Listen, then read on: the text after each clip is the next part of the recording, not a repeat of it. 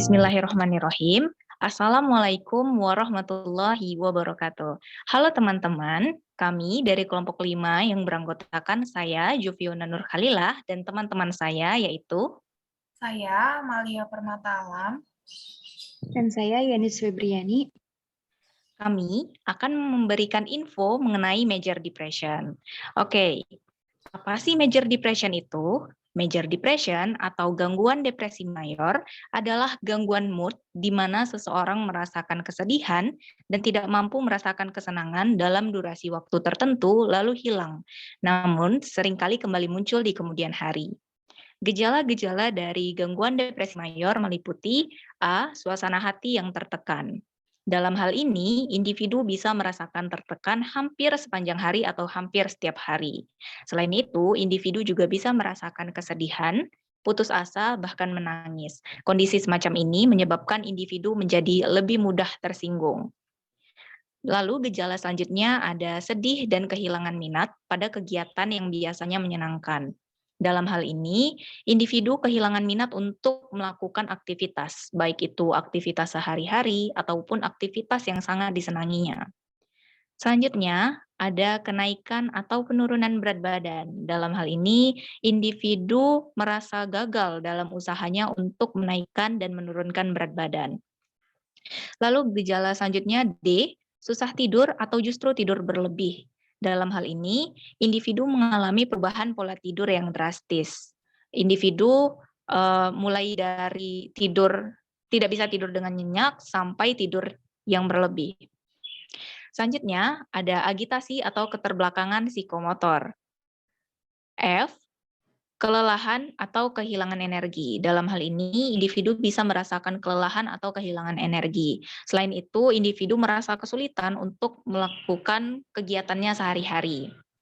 Selanjutnya, merasa tidak berharga dan merasa bersalah terus-menerus. Dalam hal ini, individu sulit memfokuskan pikirannya dalam melakukan sesuatu, merasa tidak berharga, merasa bersalah, dan terjebak dalam pikiran yang sama secara terus-menerus. Selanjutnya, individu sulit berkonsentrasi, berpikir, dan membuat keputusan.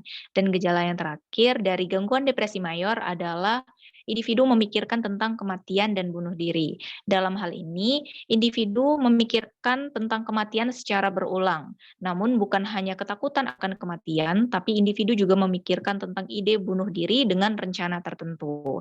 Selanjutnya akan dijelaskan oleh teman saya, Yanis Febriani. Silahkan, Yanis.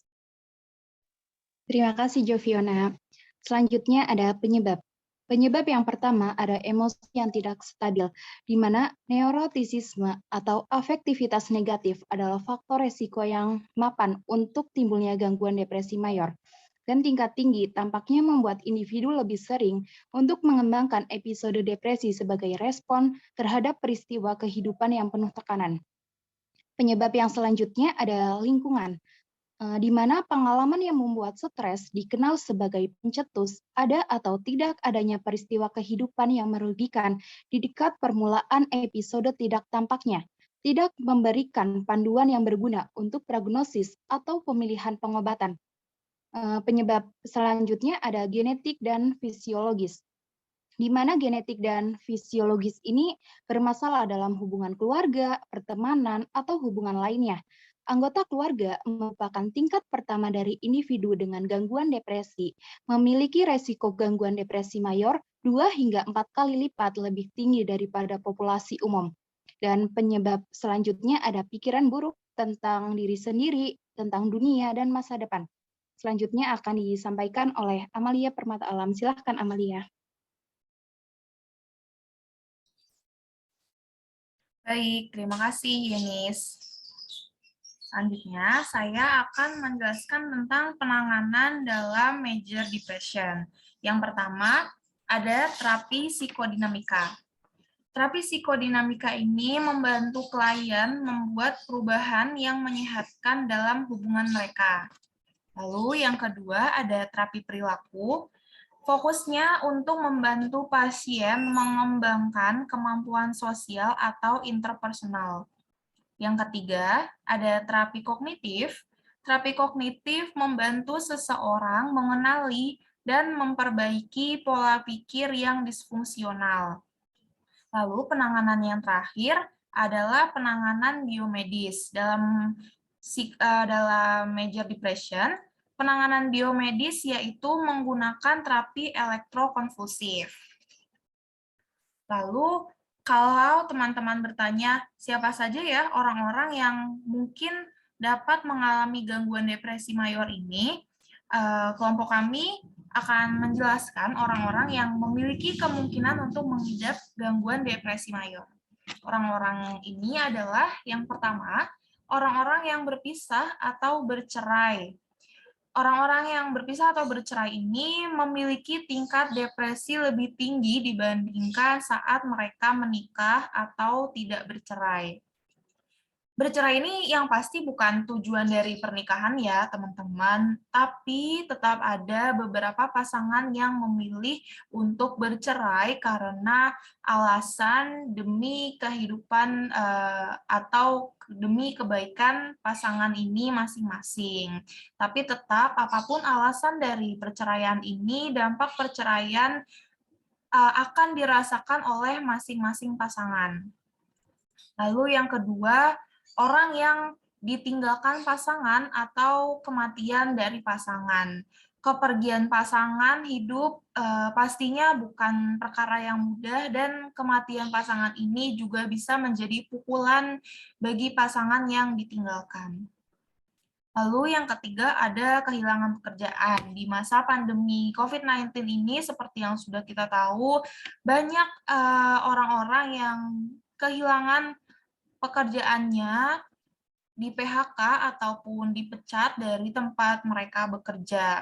Nah, dampak dari kehilangan pekerjaan ini mengakibatkan orang-orang ini mungkin saja mengalami gangguan depresi mayor karena bisa jadi pekerjaan yang selama ini mereka jalankan adalah sumber penghidupan bagi diri mereka sendiri ataupun keluarganya. Lalu yang terakhir adalah orang-orang yang mengalami penolakan sosial. Kondisi ini kondisi saat seseorang menerima penolakan secara sosial. Kondisi ini bisa terjadi di mana saja, mulai dari sekolah hingga tempat bekerja. Lalu penolakan sosial ini bisa terjadi pada siapapun di rentang usia berapapun, termasuk usia anak-anak. Lalu selanjutnya teman saya Yenis akan memberi kesimpulan dari materi gangguan depresi mayor. Silakan Yenis. Terima kasih Amalia. Selanjutnya ada kesimpulan dari depresi mayor, di mana depresi mayor melumpuhkan kemampuan seseorang untuk memenuhi tanggung jawab umum dalam kehidupan sehari-hari. Orang dengan depresi mayor dapat kehilangan minat pada hampir semua aktivitas dan hobinya, sulit berkonsentrasi, dan sulit mengambil keputusan. Major depression disorder adalah gangguan mental yang sangat umum, ditandai dengan perasaan depresi dan kehilangan minat atau kesenangan dalam aktivitas sehari-hari. Dengan tingkat bunuh diri yang tinggi, hampir 40% dari pasien tidak merespon antidepresan yang direkomendasikan awal pertama pengobatan dan sekitar 40% mencapai remisi penuh. Selanjutnya saya kembalikan ke Amalia. Silakan Amalia. Baik, terima kasih Yenis. Lalu akan saya lanjutkan. Belakangan ini kelompok kami, ada Jovi, ada Yenis, itu memperhatikan ada beberapa orang yang mengalami misalnya kenapa ya mood saya berkali-kali cepat sekali berubahnya, semacam hal itu. Lalu mereka mencari tahu dari internet, dari Google. Kenapa ya perubahan mood saya cepat sekali. Lalu orang-orang tersebut mendiagnosa dirinya sendiri dengan gangguan misalnya, kayaknya saya punya banyak kepribadian deh. Kayak gitu, ada beberapa orang yang melakukan hal-hal tersebut dan dosen-dosen kami mengatakan bahwa hal itu disebut dengan self-diagnose atau mendiagnosa diri sendiri tanpa adanya bantuan dari psikolog atau psikiater. Dan itu tidak baik untuk kesehatan diri kita sendiri. Lalu, kalau teman-teman merasa mengalami gejala-gejala dari gangguan depresi mayor ini, lebih baik kami menyarankan teman-teman untuk bercerita kepada orang yang teman-teman percaya terlebih dahulu, lalu teman-teman bisa pergi ke psikolog, teman-teman bisa pergi ke psikiater untuk diagnosa yang lebih bisa teman-teman percayai, tidak mengandalkan dari internet saja. If you are not feeling well, please don't self-diagnose or self-medicate. You can go to a psychologist or psychiatrist for the best way. Kalau teman-teman mau membaca lebih lanjut mengenai gangguan depresi mayor atau major depression disorder, teman-teman bisa membaca tentang hal ini di buku-buku yang nantinya di video akhir akan kami berikan buku-bukunya. Kurang dan lebihnya, mohon maaf. Sampai jumpa teman-teman. Terima kasih sudah menyaksikan.